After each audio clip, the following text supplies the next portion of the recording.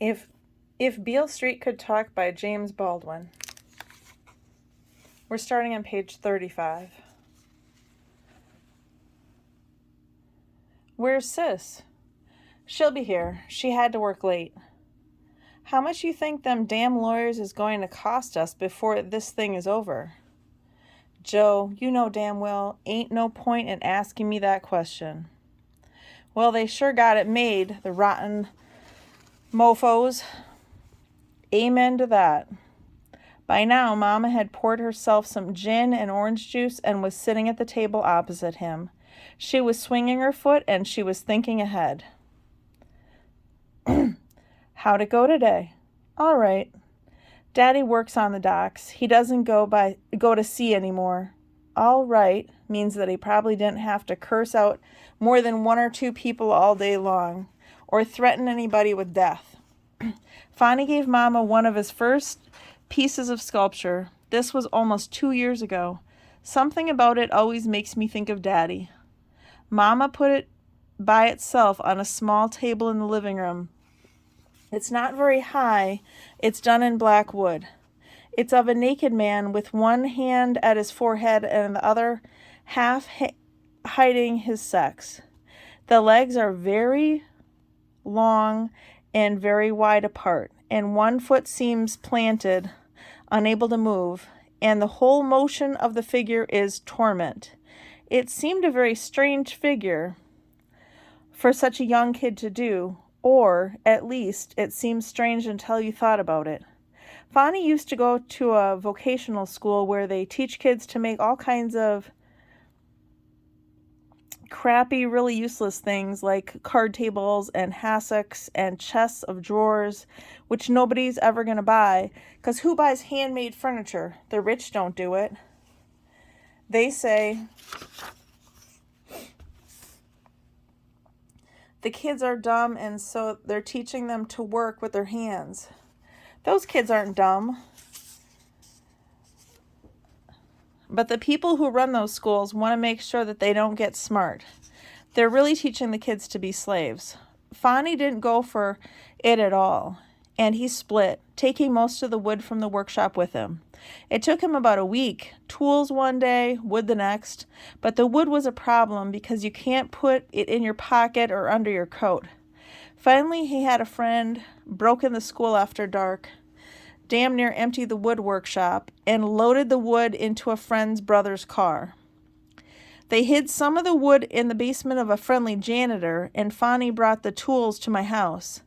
And some of that wood is still under my bed. Fonny had found something that he could do, and he wanted to do, and this saved him from the death that was waiting to overtake the children of our age. Though the death took many forms, though, people died early in many different ways. The death itself was very simple, and the cause was simple too, as simple as a plague. The kids had been told that they weren't worth crap, and everything they saw around them proved it. They struggled, but they fell like flies, and they congregated on the garbage heaps of their lives like flies. And perhaps I clung to Fonny. Perhaps Fonny saved me because he was just about the only boy I knew. He wasn't fooling around with the needles or drinking cheap wine or mugging people or holding up stores. And he never got his hair conked. It just stayed nappy. He started working as a short-order cook in the barbecue joint so he could eat, and he found a basement where he could work on his wood. And he was at our house more often than he was at his own house.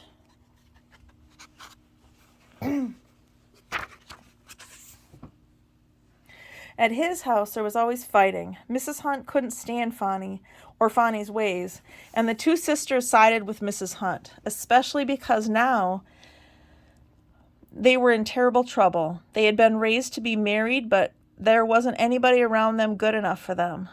They were really just ordinary Harlem girls, even though they made it as far as City College, but absolutely nothing was happening for them at City College. Nothing. The brothers with degrees didn't want them. Those who wanted their women black wanted them black, and those who wanted their women white wanted them white. So there they were, and they blamed it all on Fonny. Between the mother's prayers, which were more like curses, and the sister's tears, which were more like orgasms, Fonny didn't stand a chance. Neither was Frank a match for these three hags. He just got angry, and you could just about imagine the shouting that went on in that house. And Frank had started drinking. I couldn't blame him. And sometimes he came to our house too, pretending he wasn't looking for Fonny. It was much worse for him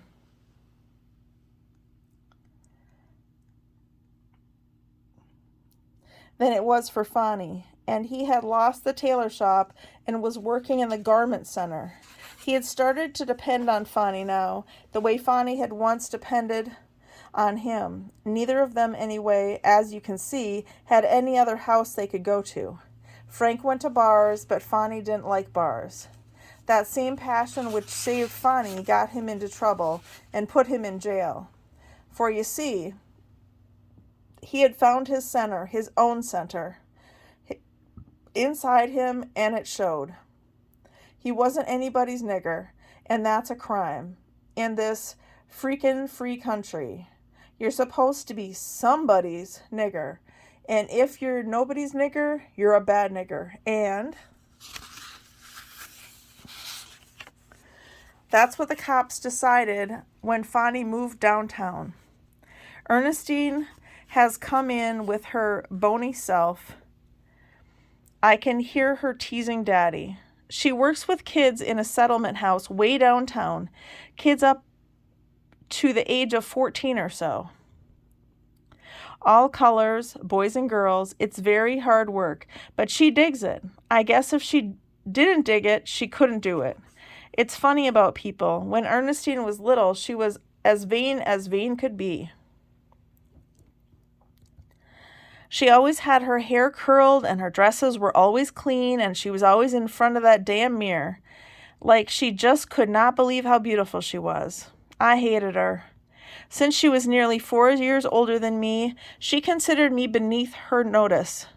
We fought like cats and dogs, or maybe it was more like two bitches.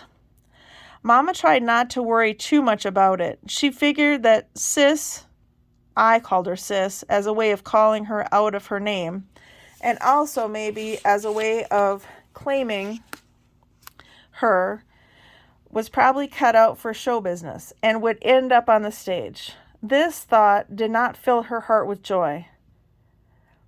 But she had to remember my mother, Sharon, that she had once tried to be a singer.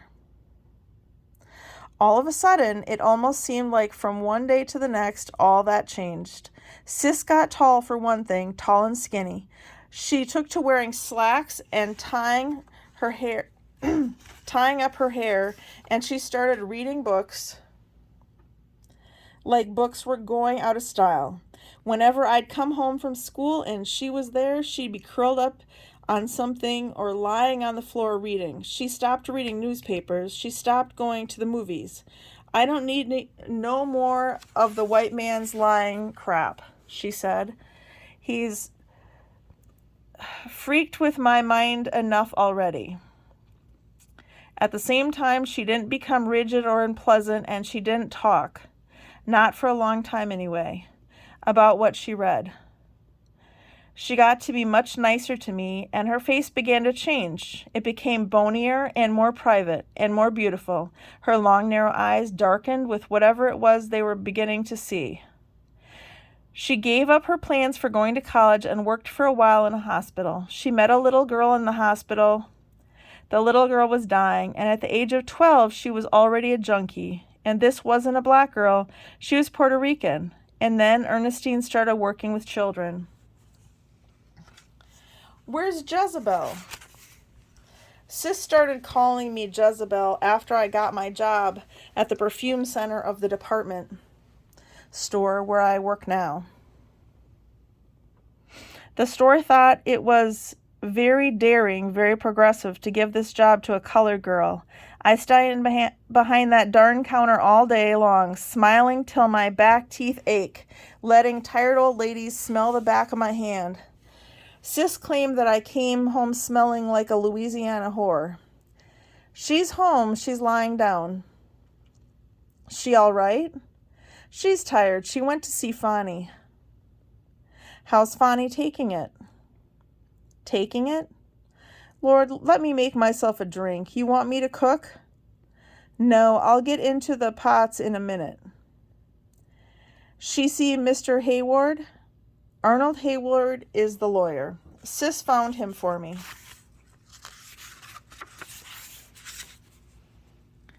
Though the settlement house, which has been forced after all to have some dealings with lawyers. No, she's seeing him on Monday after work. You going with her? I think I better. Yeah, I think so too. Daddy, you better stop putting down that beer. You're getting to be as big as a house. And I'll call him from work before you all get there. You want a shot of gin in that beer, old man? Just put it on the side, daughter dear, before I stand up. Stand up? Here. And tan your hide, you better listen to Aretha when she sings respect. You know Tish says she thinks that lawyer wants more money. Daddy, we paid him his retainer. That's why ain't none of us got no clothes. And I know we got to pay expenses, but he ain't supposed to get no more money until he brings Fonny to trial. He says it's a tough case. Shoot, what's a lawyer for? To make money, Mama said. Well, anybody talked to the Hunts lately? They don't want to know nothing about it, you know. That Mrs. Hunt and them two Camillas is just in disgrace. And poor Franks ain't got no money. Well, let's not talk too much about it in front of Tish. We'll work it out somehow. Shoot, we gotta work it out. Fonny's like one of us. He is one of us, said Mama. I turned on the lights in Mama's bedroom so they'd know I was up, and I looked at myself in the mirror. I kind of patted my hair and I walked into the kitchen. Well, said Sis, although I cannot say that your beauty rest did you a hell of a lot of good, I do admire the way you persevere.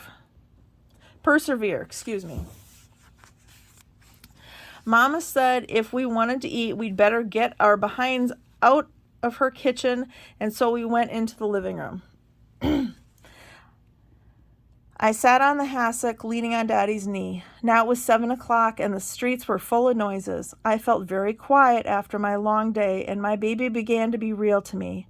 I don't mean that it hadn't been real before, but now, in a way, I was alone with it. Sis had left the lights very low. She put on a Ray Charles record and sat down on the sofa.